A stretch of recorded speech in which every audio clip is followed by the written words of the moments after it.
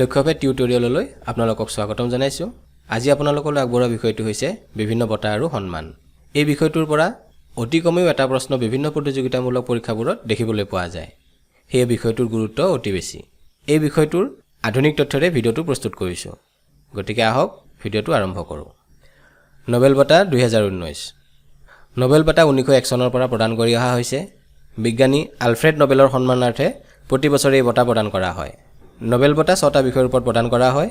এইবোৰ হ'ল শান্তি, সাহিত্য, পদাৰ্থ বিজ্ঞান, ৰসায়ন বিজ্ঞান, চিকিৎসা বিজ্ঞান আৰু অৰ্থনীতি বিজ্ঞান। এতিয়া 2019 চনৰ নোবেল বঁটা বিজয়ীসকলৰ বিষয়ে জানো আহক। প্ৰথম হৈছে শান্তিৰ নোবেল বঁটা।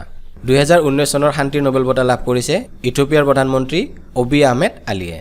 তেখেতে শান্তি আৰু আন্তঃৰাষ্ট্ৰীয় সহযোগৰ ক্ষেত্ৰত গ্ৰহণ কৰা পদক্ষেপ লগতে ইথিওপিয়া আৰু এৰিট্ৰিয়াৰ মাজত প্ৰায় 20 বছৰ ধৰি চলি থকা দেশৰ সীমা সম্বন্ধীয় সমস্যা সমাধান কৰাত আগভাগ লোৱাৰ বাবে এই বঁটা লাভ কৰে। ইয়াতে 5টা শব্দ ৰঙা আখৰেৰে লিখি আণ্ডাৰলাইন কৰিছো। এইকেইটাক মই কি ৱৰ্ডছ বুলি কৈছো। পৰীক্ষাত যদি প্ৰশ্ন আহে যে 2019 চনৰ শান্তিৰ নোবেল বঁটা কি কাৰণে লাভ কৰিছিল, তেতিয়া আমি এই 5টা শব্দ যদি কোনোবা এটা অপচনত দেখো তেতিয়া সেইটোকে শুদ্ধ উত্তৰ বুলি লিখিব পাৰিম। ইয়াত দিয়া গোটেইখিনি কথা মনত ৰখা অসুবিধা হ'ব পাৰে বুলি কি ৱৰ্ডছ কেইটা দিয়া হৈছে। এতিয়া হয়তো আপোনালোকে মোক সুধিব পাৰে এই 5টা শব্দকে কিয় কি ৱৰ্ডছ বুলি বাছি লৈছো।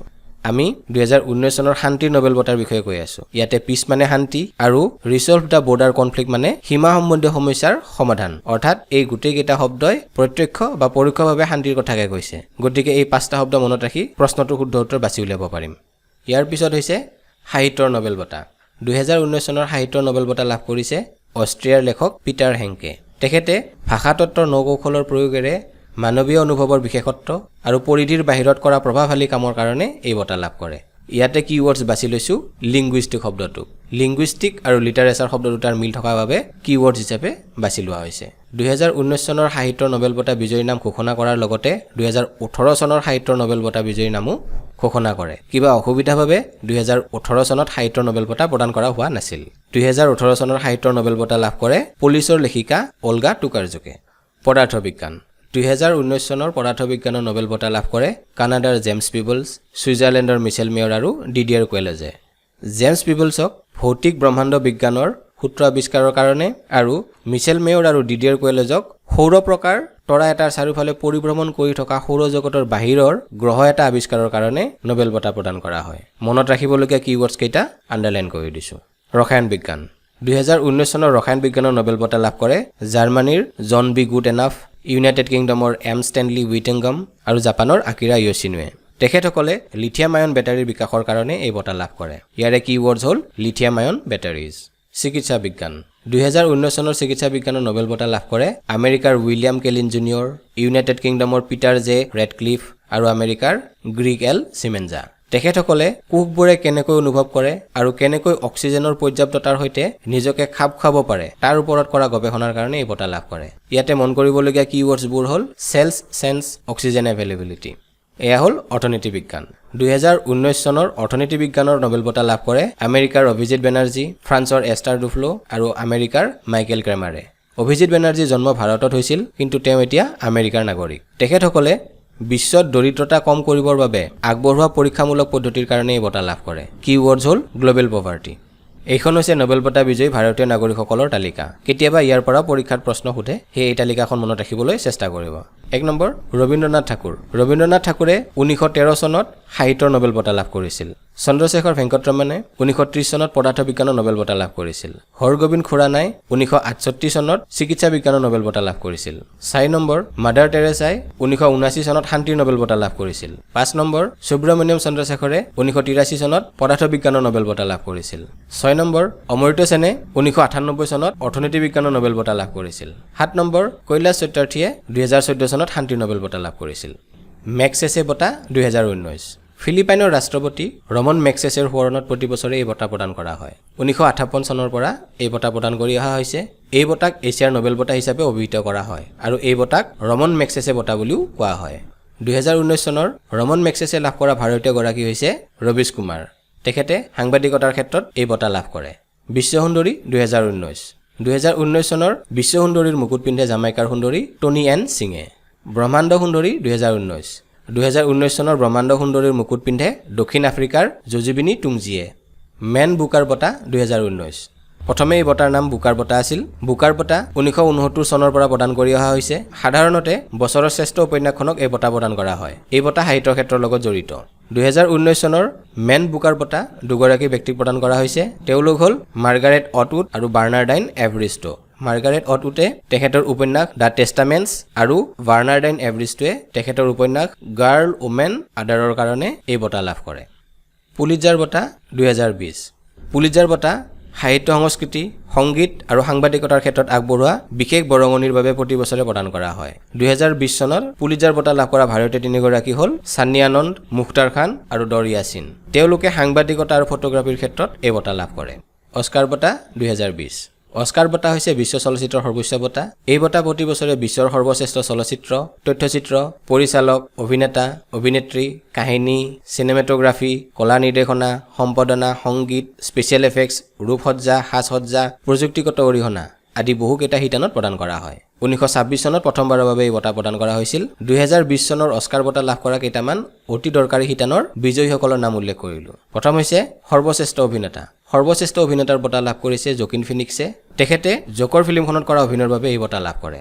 সৰ্বশ্ৰেষ্ঠ অভিনেত্ৰী। সৰ্বশ্ৰেষ্ঠ অভিনেত্ৰীৰ বঁটা লাভ কৰে ৰেনী জেলৱেগাৰে। তেখেতে জুডি ফিল্মখনত কৰা অভিনয়ৰ কাৰণে এই বঁটা লাভ কৰে। সৰ্বশ্ৰেষ্ঠ পিকচাৰ বঁটা লাভ কৰে পেৰাচাইটে। সৰ্বশ্ৰেষ্ঠ নিৰ্দেশকৰ বঁটা লাভ কৰে বং জুন হোৱে। গ্ৰেমী বঁটা 2020।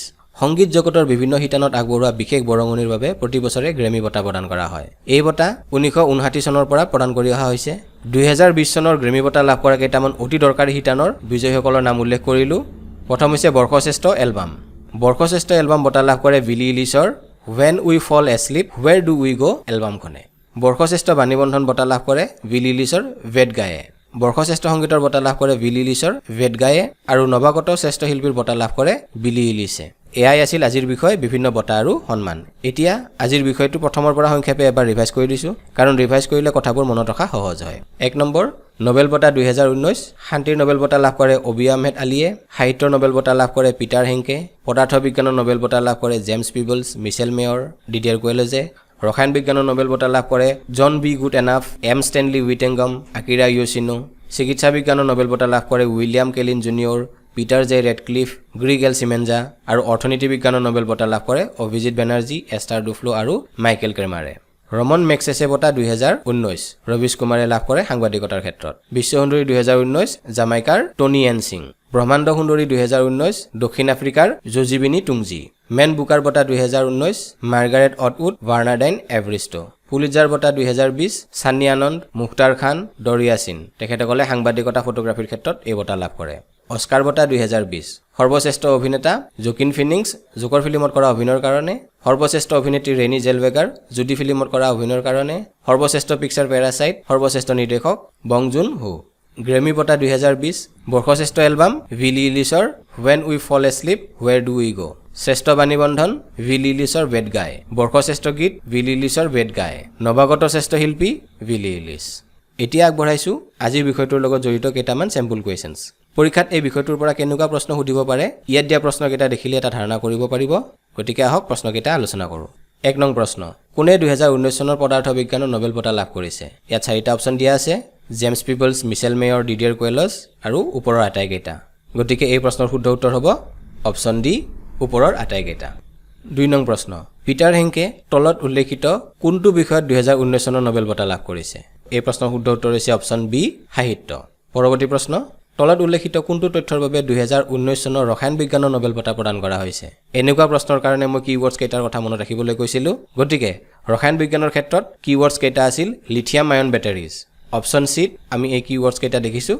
গতিকে আমাৰ শুদ্ধ উত্তৰ হ'ব অপশ্যন চি। 4 নং প্ৰশ্ন, 2019 চনৰ বিশ্ব সুন্দৰী টনি এন সিং কোনখন দেশৰ বাসিন্দা? এই প্ৰশ্নৰ শুদ্ধ উত্তৰ হৈছে অপশ্যন বি, জামাইকা। 5 নং প্ৰশ্ন, তলত উল্লেখিত কোনগৰাকী ব্যক্তি 2019 চনৰ ৰমন মেগছেছে বঁটা বিজয়ী? শুদ্ধ উত্তৰ হৈছে অপশ্যন এ, ৰবিশ কুমাৰ। 6 নং প্ৰশ্ন, performance by an actor in a leading role. শিতানত 2020 চনৰ অস্কাৰ বঁটাপ্ৰাপ্ত অভিনেতাগৰাকীৰ নাম কি? ইয়াতে performance by an actor in a leading role অৰ্থাৎ বেষ্ট এক্টৰ শিতানৰ কথা কৈছে। গতিকে বেষ্ট এক্টৰৰ বঁটা লাভ কৰিছিল জকিন ফিনিক্সে। এই প্ৰশ্নৰ শুদ্ধ উত্তৰ হৈছে অপশ্যন চি, জকিন ফিনিক্স। আজিৰ বিষয়টো ইয়াতে সমাপ্ত কৰিলোঁ। এই ভিডিঅ'টোৱে আপোনালোকক উপকৃত কৰিলেনে মোক কমেণ্ট কৰি জনাব। যদি ভিডিঅ'টো ভাল পাইছে তেনেহ'লে লাইক কৰক আৰু মোৰ চেনেলটো ছাবস্ক্ৰাইব কৰি দিয়ক। কাৰণ মোৰ চেনেলত আগলৈও পৰীক্ষাৰ কাৰণে দৰকাৰী বিষয়ৰ ভিডিঅ' আপলোড কৰি থাকিম। শেষত আপোনালোকলৈ অনুৰোধ, অধ্যয়ন কৰক, ৰিভাইজ কৰক আৰু টেষ্ট দিয়ক, যাৰ ফলত আত্মবিশ্বাস বাঢ়িব আৰু আত্মবিশ্বাসে লক্ষ্যভেদ কৰিবলৈ সাহস দিব। ধন্যবাদ। জয় আই অসম।